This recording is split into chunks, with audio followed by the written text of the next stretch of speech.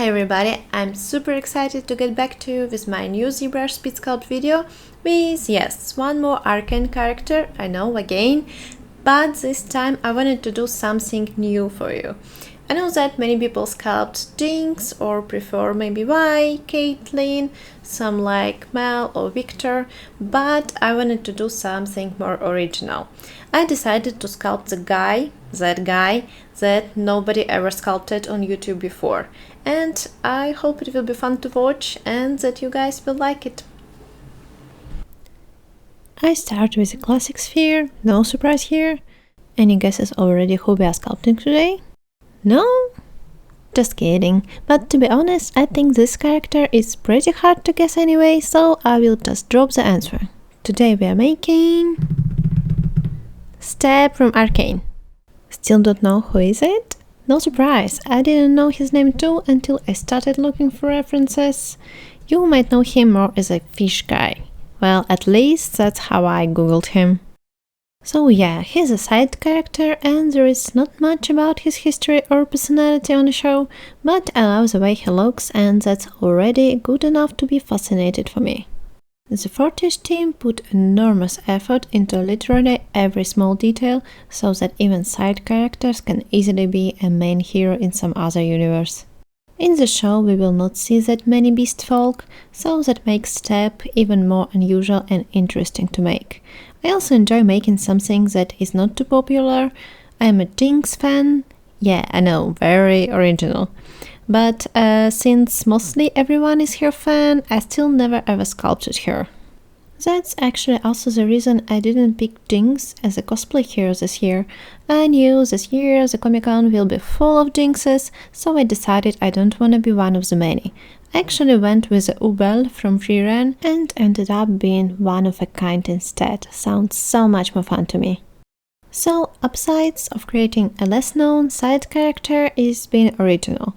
There is a limit to amount of times people can watch how someone sculpts one more Jinx, and creating something new but from the same universe is like a sip of a fresh water. Downsides, you have to pick a character carefully because you risk situation where no one knows who is your character, so it has to look really catchy if you want people to recognize it.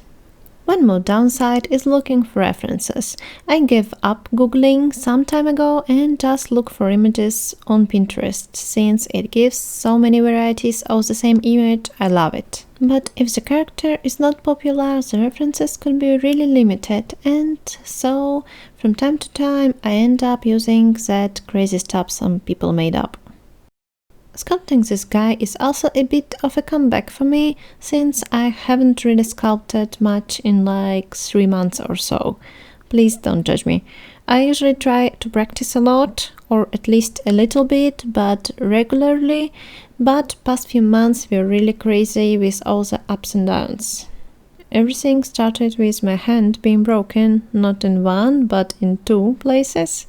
Yep, my favorite right one, which hurt both in hand and in heart since I could not do literally anything, leave alone sculpting. Can't get worse than that, right? That's what I thought, and 1 week later turned out that our whole team was fired, except for 1 colleague, due to the layoffs. I spent in the studio 5 years of my career, so it was a huge change. And so yeah, I admit it most definitely always can be worse. To make it even more fun, in just 6 days after it was planned by the doctor to remove all the bandages and plasters from my hand, I had to be a lecturer and make 2 days crash course for students in university in Katowice, Poland. And I could not even get properly ready since, you know, my hand was broken. So, long story short, it was really a lot to handle in 1 month. After that, I was busy making a portfolio, then getting settled with a new job, getting ready for the Comic-Con and making costumes. Also had a bit of freelance tasks and worked past midnight for like a month. So yeah, it was just really busy time. Although I kinda have a rule for myself that every day I do something nice to get better as an artist, to do something good for my career and future.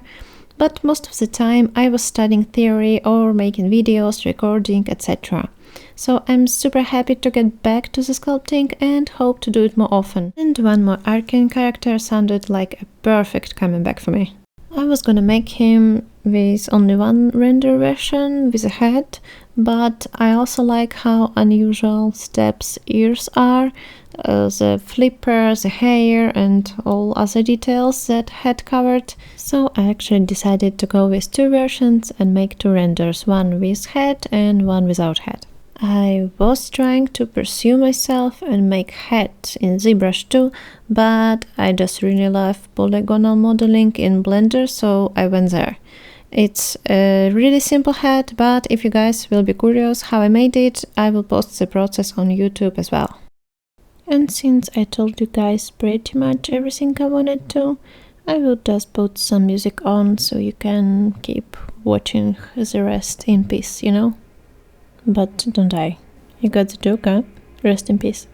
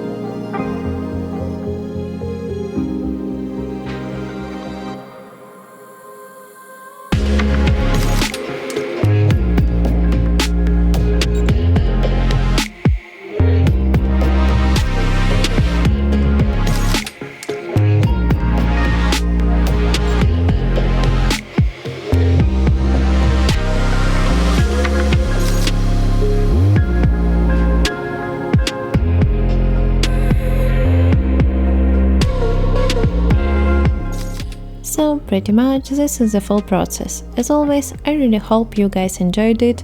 Tell me if you like more the version with a head or without head, and also if you wanna see more sculpts of the popular characters or somebody more rare like Step. See you soon!